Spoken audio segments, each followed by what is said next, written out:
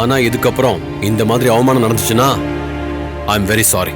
என்ன மாப்பிள்ள, நான் தான் சொல்றேன்ல, இனிமே அந்த மாதிரி எதுவுமே நடக்காது. கண்டிப்பா ஹாஸ்பிட்டல் வந்துருங்க. நீங்க சொல்றத நான் நம்புறேன்.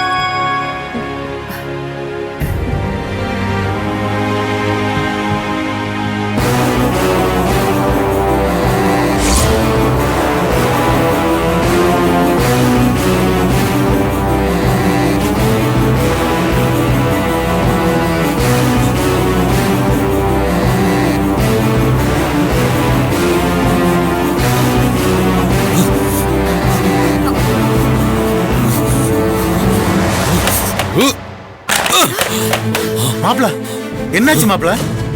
சொல்லுங்க மாப்பிள்ள, என்னாச்சு? இப்பதான் எல்லாம் சரி சரின்னு சொன்னீங்க, அதுக்குள்ள என்ன நடந்திருக்குன்னு பாருங்க. பாருங்க.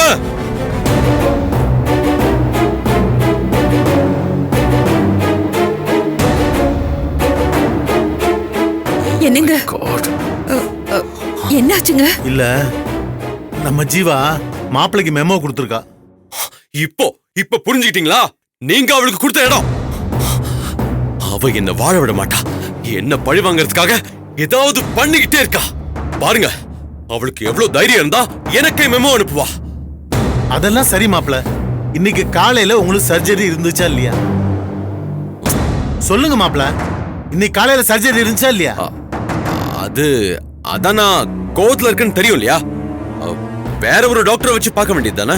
உங்க பர்சனல் கோவத்தை தொழில காட்டலாமா மாப்பிள்ள?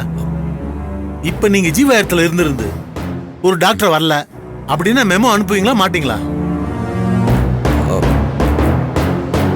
அதைத்தானே ஜீவா பண்ணிருக்கா. அவ பண்ணுனது கரெக்ட் தானே? நீங்க ஒண்ணு பண்ணுங்க, நீங்க ஜீவாவுக்கு எதனால வர முடியலன்னு காரணம் சொல்லி ஒரு எக்ஸ்பிளனேஷன் லெட்டர் அனுப்புங்க. நான் ஜீவாட்ட பேசுறேன், நீங்க வேலைக்கு போயிடலாம். விடுங்க. வரட்டுமாம்மா? வருமா? வா. வரேம்மா. சரிம்மா. வரேன்.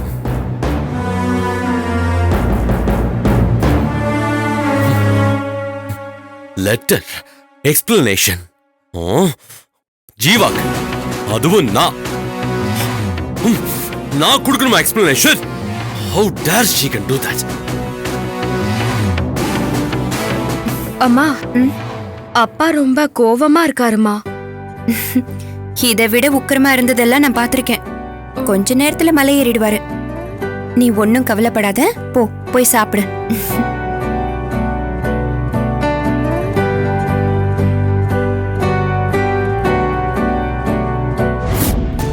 இப்படி இப்படி இப்படி இப்படி இப்படி அப்படிதான். இதோ இங்க பாத்தியா, போட்டாச்சுல. இங்க பாரு, இங்க பாரு, எப்படி இருக்கு பாத்தியா? நல்லா இருக்குல்ல? நீ பண்ணு, இது பாரு. அப்படிதான். ஆன் பண்ணு. ஹே. குழந்தை கூட உட்கார்ந்து விளையாடுறீங்க, சந்தோஷமா தான் இருக்கு. ஆனா நீங்க இப்படியே இருந்தா எப்படி? சந்தோஷமா இருக்குன்னு சொல்ற, அப்புறம் இப்படி இருக்க கூடாதுன்னு சொல்ற. ஆஹா, இப்படி இருக்க கூடாதுன்னு நான் சொல்லல. வேலைக்கு போகலையே, என்ன ஆச்சுங்க? இன்னும் அவங்க கூப்பிடலையே. இன்டர்வியூ ரொம்ப ஹோப்ஃபுல்லா இருந்துச்சுன்னு சொன்னீங்க. ஆமா, உங்களோட ப்ரொஃபைல் ரொம்ப நல்லா இருக்கு. கலெக்டர் மேடத்தோட ரெக்கமெண்டேஷன் தேவையே இல்ல, உங்களை நான் சேர்த்துக்கிறேன்னு ஜீவா மேடமே சொன்னாங்க. அதுக்கப்புறம் என்னாச்சுன்னு தெரியல. என்னாச்சுன்னு நீங்க கேட்டீங்களா? எப்படி பூமிகா, என்ன ரிஜெக்ட் பண்ணிட்டீங்களான்னு நானே எப்படி ஃபோன் பண்ணி கேட்க முடியும்? இதுல என்னங்க இருக்கு? நாம தானே வேலை கேட்டு போனோம். அது இருக்கா இல்லையான்னு கேக்குறதுல என்ன தப்பு இருக்கு? யோசிக்காதீங்க. அதுக்கப்புறம் நம்ம இன்னொரு இடத்துல அப்ரோச் பண்ணி அங்க வேலை கிடைச்சிருச்சுன்னா, நாங்க தான் உங்களை அப்பாயிண்ட் பண்ணிட்டோமே, நீங்க ஏன் அங்க போனீங்க அப்படின்னு கேட்க மாட்டாங்களா? அவங்க மைண்ட்ல என்ன இருக்குன்னு நம்ம கேட்டுக்குவோம். இங்க பாருங்க மச்சான், அர்ச்சனாக்கோட ரெக்கமெண்டேஷன் தேவையில்லைன்னு அவங்க சொல்லிருக்காங்கல்ல. அந்த அளவுக்கு உங்களை மதிச்சிருக்காங்கன்னா கண்டிப்பா அங்க உங்களுக்கு வேலை இருக்கும். அப்புறம் ஏன் என்ன அவங்க கூப்பிடல? என்னங்க பேசுறீங்க? அவ்ளோ பெரிய ஹாஸ்பிடல்ல அப்பாயின்மெண்ட் போட்டு பெரிய போஸ்டிங்ல இருக்கவங்களா எல்லா வேலையும் பாப்பாங்க. அப்பாயின்மெண்ட் போட்டு இன்ஃபார்ம் பண்ணிடுங்கன்னு கீழே இருக்கவங்க கிட்ட சொல்லிருப்பாங்க. ஒருவேளை அவங்க மறந்திருந்தா? நீங்க ஃபோன் பண்ணி என்னோட வேலை என்னாச்சுன்னு கேக்குறதுல ஒன்னும் ஆயிட போறதில்ல. நீங்க கேளுங்க ப்ளீஸ். என்ன யோசிக்கிறீங்க? சொல்றேன்ல, கேளுங்க.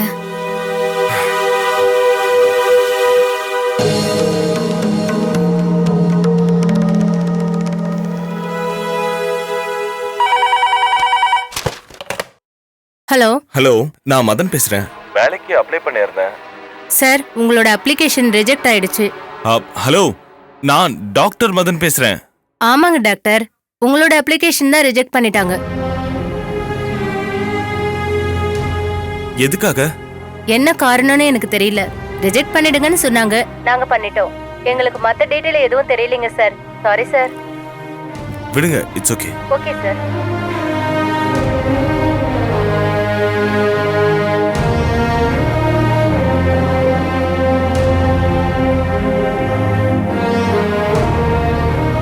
என்னாச்சுங்க?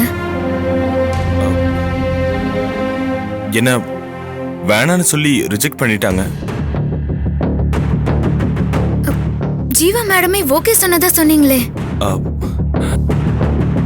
ஆமா பூமிகா, டெஃபினட்டா எனக்கு ஓகே சொன்னாங்க. அதுக்கப்புறம் என்ன நடந்துச்சுன்னு எனக்கு தெரியல. எங்க எதுக்கும் நம்ம ஒரு தடவை ஜீவா மேடம்கே ஃபோன் பண்ணி என்னன்னு கேட்கலாமா? வேணாம். ஏன்? இத பாரு, அர்ச்சனா நமக்கு ரெக்கமெண்ட் பண்ணலனா கூட அவங்க பேரை நம்ம யூஸ் பண்ணிருக்கோம். அப்படி இருந்தும் நமக்கு வேலை கிடைக்கலனா என் மேல இருக்க தப்பு தானே. மறுபடியும் போய் நம்ம அவங்க கிட்ட வேலை கேட்கறது அர்ச்சனாவை அசிங்கப்படுத்துற மாதிரி தானே பூமிகா. விடு, இதோட இதை விட்டுரு. நாம வேற எங்கேயாவது ட்ரை பண்ணிக்கலாம்.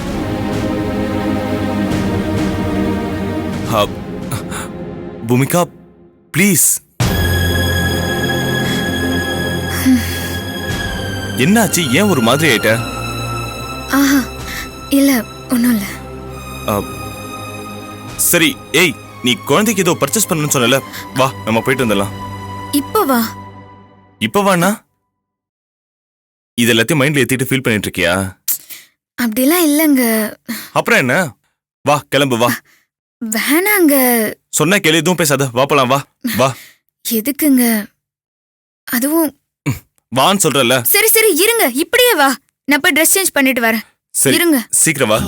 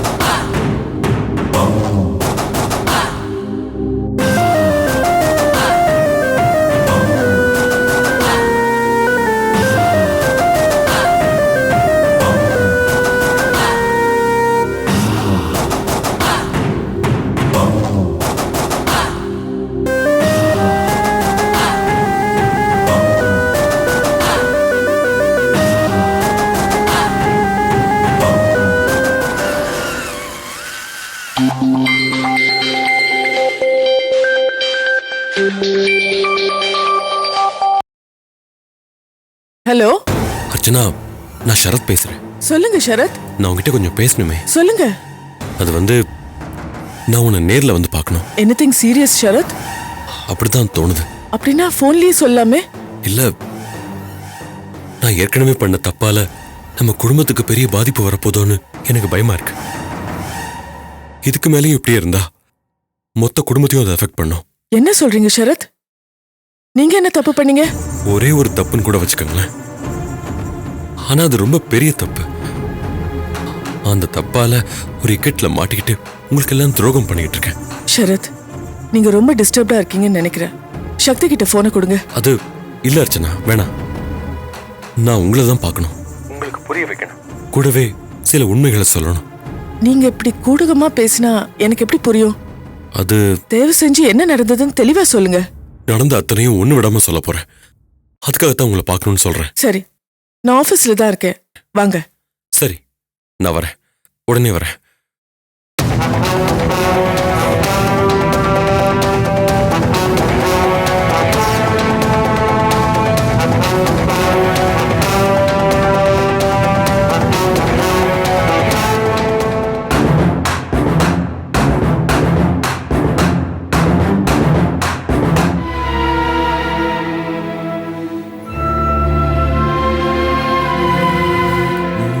ராஜ், ஒரு நிமிஷம். சொல்லுண்ணா.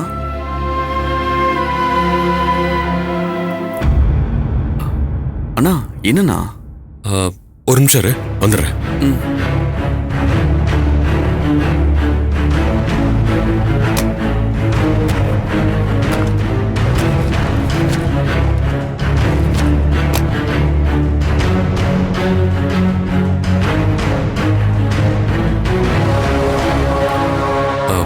இந்த ராஜ், இது என் செக் புக், அப்புறம் இதெல்லாம் என் ஆஃபீஸ் ஃபைல்ஸ்.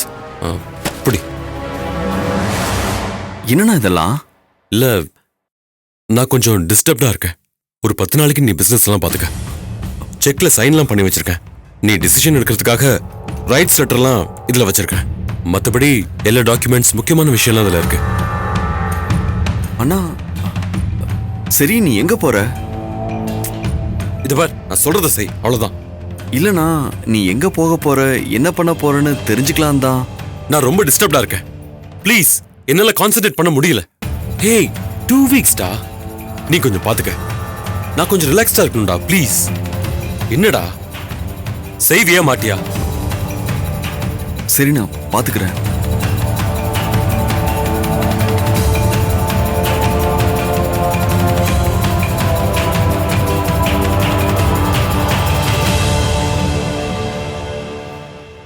டேய் சரத், கிளம்பிட்டியா?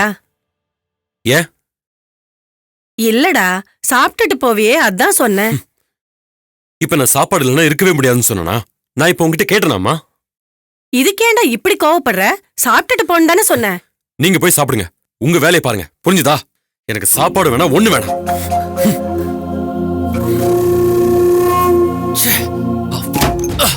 அம்மா, என்னடா ஆச்சு?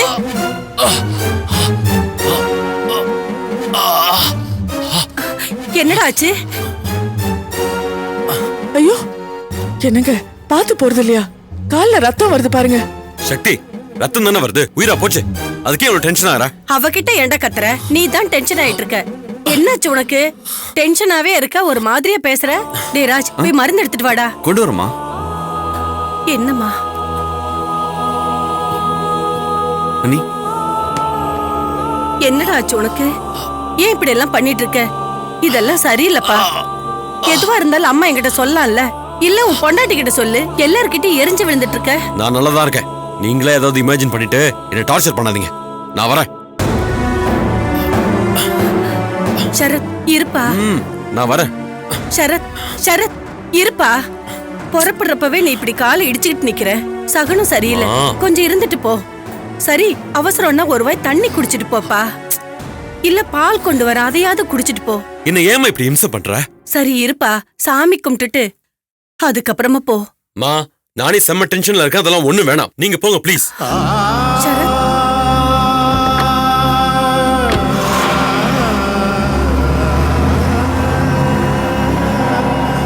என்னாச்சு இவனுக்கு? கிறுக்கு கிறுக்கு பிடிச்சிருச்சா?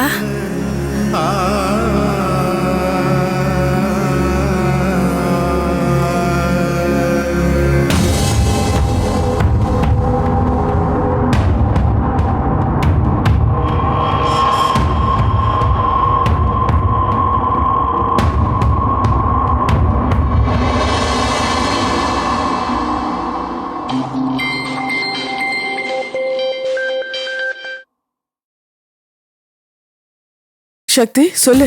ஷரத்தோட நடவடிக்கை கொஞ்சம் கூட சரியில்லை. நேத்து நைட்ல இருந்து என்னென்னமோ மாதிரி நடந்துட்டு இருக்காரு. எனக்கு ரொம்ப பயமா இருக்கு அர்ச்சனா. இப்பதான் எனக்கு ஃபோன் பண்ணி என்னை பார்க்க வரதா சொன்னாரு. அதை பத்தி என்கிட்ட எதுவுமே சொல்லியே. எதை பத்தியுமே என்கிட்ட சொல்லறது இல்ல. ராஜ் கிட்ட கூப்பிட்டு செக் லீஃப், ஃபைல்ஸ், பிசினஸ் நீ பாத்துக்கொன்ற சொல்றாரு. எனக்கு என்னமோ பயமா இருக்கு அர்ச்சனா. சரி, நீ பயப்படாத. என்னதானே பார்க்க வராரு. நான் என்ன எதுன்னு பேசி சரி பண்றேன். அப்புறம் ஒரு விஷயம், நேத்து நைட்டு நான் தூங்கிட்டேன்னு நினைச்சு யாரோ ஒருத்தருக்கு ஃபோன் பண்ணி பேசிட்டு இருந்தாரு. அது எனக்கு சரியா படல.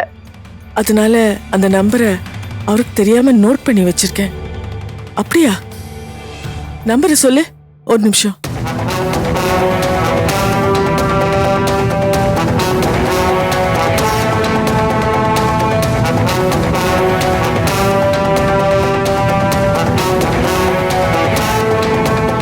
நீ தைரியமா இரு, நான் பாத்துக்கிறேன். சரி அர்ச்சனா. ரகுபதி இப்பதான் எனக்கு ஃபோன் பண்ணி என்ன பார்க்க வரதா சொன்னாரு. அதை பத்தி என்கிட்ட எதுவுமே சொல்லியே. எதை பத்தியுமே என்கிட்ட சொல்லறது இல்ல. ராஜ் கிட்ட கூப்பிட்டு செக் லீஃப், ஃபைல்ஸ்.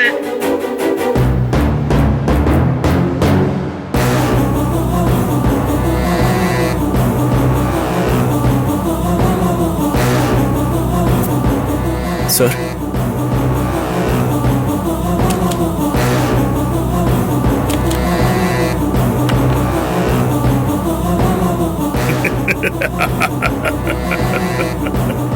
சுதாகர், உனக்கு ஒரு விஷயம் தெரியுமா? நான் இப்போ புதுசா ஜோசியம் கத்துக்கிட்டு இருக்கேன். அதுல என்ன முக்கியமான விஷயம்னா, அந்த ஜோசிய பிரகாரம் உன்னோட ஆயுசு முடிஞ்சு போச்சு. என்ன பாக்குற? இன்னும் கொஞ்ச நேரத்துல நீ சாக போற. சார், சார், என்ன சார் சொல்றீங்க? ஆமா சுதாகர், உண்மையதான் சொல்றேன். உன்னோட ஆயுசு முடிஞ்சு போச்சு. சார், சார், நான் எந்த தப்பும் பண்ணலையே சார். அதுக்கு தப்பு பண்ணணுங்கிற அவசியம் இல்ல சுதாகர். எல்லாருக்கும் அரிசி கொடுக்கிற விவசாயி எலிக்கறி சாப்பிடுறதில்ல? அவன் என்ன தப்பு பண்ணான்? அதே மாதிரிதான். என்னடா, இத்தனை நாள் கூட வச்சிருந்த இவனே இப்படி பேசுறானே பாக்குறியா? ஜோசியத்தை முழுசா சொன்னாதான் உனக்கு புரியும். என்ன, இப்பதான் சக்தி அர்ச்சனாட பேசினது நான் கேட்டேன். இப்ப சரத் அர்ச்சனாவை பார்க்க போய்கிட்டு இருக்கான். அவன் அவகிட்ட ஒரு உண்மையை சொல்லணும்னு கிளம்பி போயிருக்கான். அவனுக்கு தெரிஞ்ச உண்மை சுதாகர் மட்டும்தான். சுதாகரை காட்டி கொடுக்க போறான். அவன் சுதாகரை காட்டி கொடுத்தா அர்ச்சனா சுதாகரை கைது பண்ணுவான். சுதாகர் என்ன காட்டி கொடுக்க போறான்? அதுக்கு முன்னாடி நான் சுதாகரை கொண்டுட்டா? சார், சார், ப்ளீஸ் சார், என்னை விட்டுருங்க சார், ப்ளீஸ் சார். பதட்டப்படாத சுதாகர். எல்லா பாவத்துக்கும் ஒரு பரிகாரம் இருக்கு. சாமி குத்தந்து வந்துட்டா விளக்கு போட்டு தப்பிச்சுக்கிறது இல்ல? அந்த மாதிரி இப்போ நாம ஒரு பரிகாரம் பண்ணுவோமா?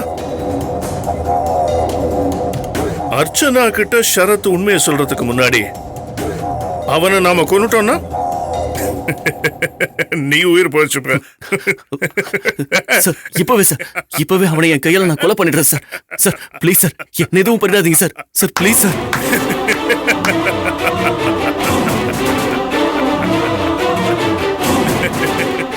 நீ என்னோட நம்பிக்கைக்குரிய விசுவாசி. உன்னை நான் அவ்வளவு சீக்கிரமா இழந்துட மாட்டேன் சுதாகர். அதுக்காக எல்லா நேரமும் நான் உன்னை காப்பாற்ற முடியாது.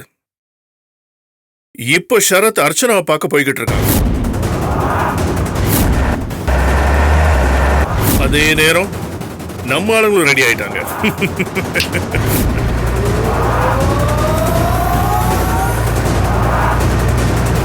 அப்பவே சொன்ன அந்த ஷரத்தால என்னைக்கும் நமக்கு ஆபத்து வரும்னு. ஆனா நீ கேட்கல. அதனாலதான் அவனை கொல்ல நானே ஆளை அனுப்பிட்டேன்.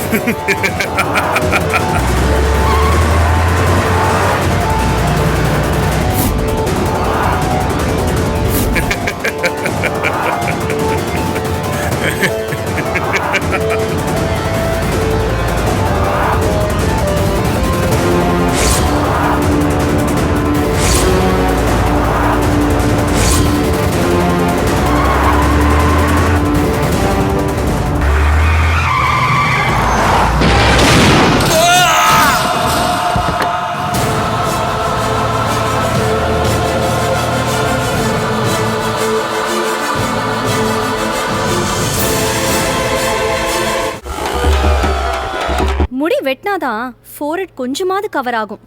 ஓகே வெட்டிக்கோ. இங்க பாருங்க, முடி வெட்டினதுக்கு அப்புறம் நல்லா இல்லனா நானா வெட்ட போறேன். நீங்க தான் பொறுப்பு. சரி வெட்டிக்காத. முடி கம்மியா இருந்தா தாங்க மெயின்டைன் பண்றதுக்கு ஈஸியா இருக்கும். அதே மாதிரி கம்மியா ட்ரெஸ் வாங்கினா கூட மெயின்டைன் பண்றதுக்கு ஈஸியா இருக்கும்ல. என்ன சொல்றீங்க? வெட்டிக்கோன்னு. நானே என்னை எப்போ லே ஆஃப்ல வெட்டி விட்டுருவாங்களோங்கிற பயத்தில் உட்காந்துட்டு இருக்கேன். இப்போ வந்து வெட்டிக்கட்டுமா வேணாமா? Concentrate on the Game of Thrones.